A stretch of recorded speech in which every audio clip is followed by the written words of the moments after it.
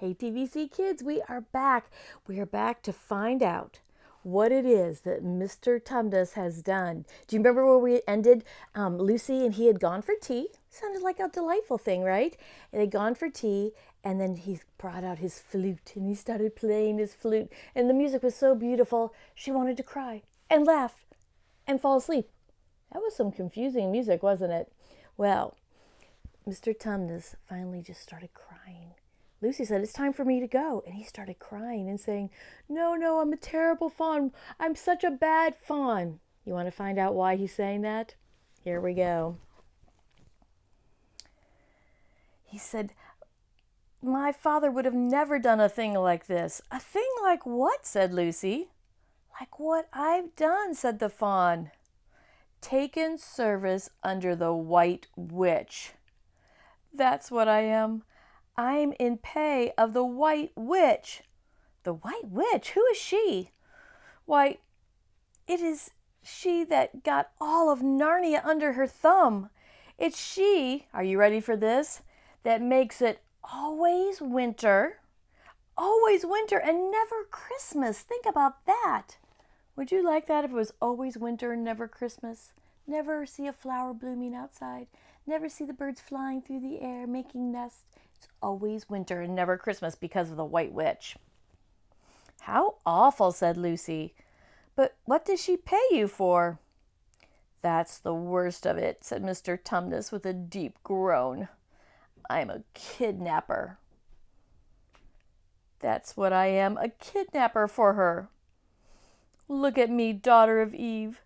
Would you believe that I'm the sort of fawn to meet a poor innocent child in the wood, one that had never done me any harm, and pretend to be friendly with it and invite it home to my cave, all for the sake of lulling it to sleep and then handing it over to the White Witch?" "No," said Lucy. "I'm sure you wouldn't do anything of the sort." "But I have," said the fawn. "Well," said Lucy, rather slowly, for she wanted to be truthful and yet not to be too hard on him. "Well, that was pretty bad. But you're so sorry for it, and I'm sure you'll never do it again." "Daughter of Eve, don't you understand?" said the fawn. "It isn't something I have done. It's something I'm doing in this moment." "Uh-oh." "What do you mean?" cried Lucy, turning very white. "You are the child," said Mr. Tumnus. "I had orders from the White Witch that if I ever saw a son of Adam or a daughter of Eve in the wood, I was to catch them and hand them over to her. And you are the first I've ever met, and I've pretended to be your friend and ask you to tea, and all the time I've been meaning to wait till you were asleep and then go tell her." "Oh, but you won't, Mr. Tumnus," said Lucy. "You won't, will you?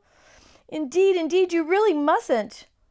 "And if I don't," said Mr. Tumnus, beginning to cry again, "she's sure to find out, and she'll have my tail cut off, and my horns sewn off, and my beard plucked out, and she'll wave her wand over my beautiful cloven hooves and turn them into horrid solid hooves like a wretched horse's.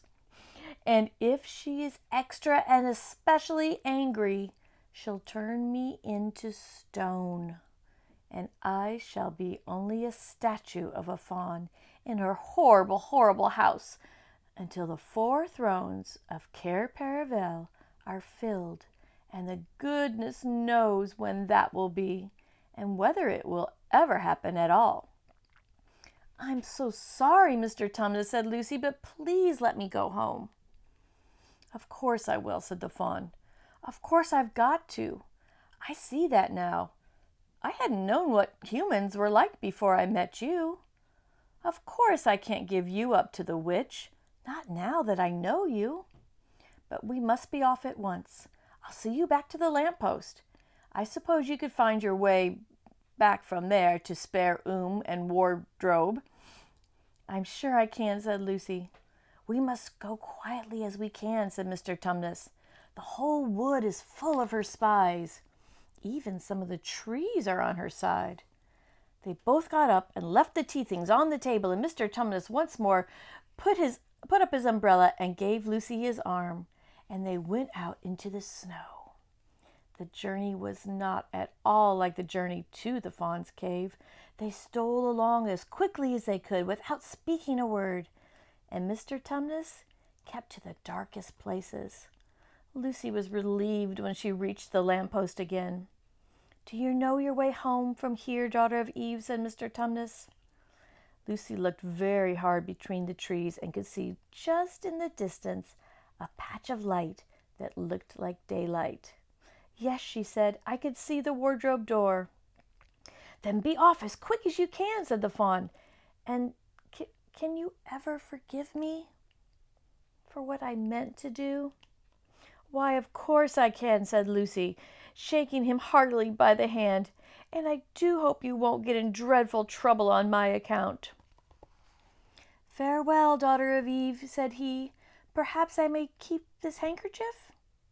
"Rather," said Lucy, and then ran off the far-off patch of daylight, and quickly as her legs would carry her, she was off, and presently, instead of rough branches brushing against her, she felt coats. And instead of crunching snow under her feet, she felt wooden boards. And all at once, she found herself jumping out of the wardrobe into the same empty room from which the whole adventure had started. She shut the wardrobe door tightly behind her and looked around, panting for her breath. It was still raining, and she could hear the voices of the others in the passage. "I'm here," she shouted. "I'm here. I've come back and I'm all right." Whew! What an escape, huh? What do you think of Mr. Tumnus? He had never met a girl. He never met a human. And the White Witch had told him, if you ever find one, capture them. But once he met Lucy, once he saw her heart and saw who she was, he said, "No, I won't. I'll risk everything to take care of my new friend." He was a good friend, wasn't he? He sure was. All right, I'll see you tomorrow. We're going to see what happens next. See you guys.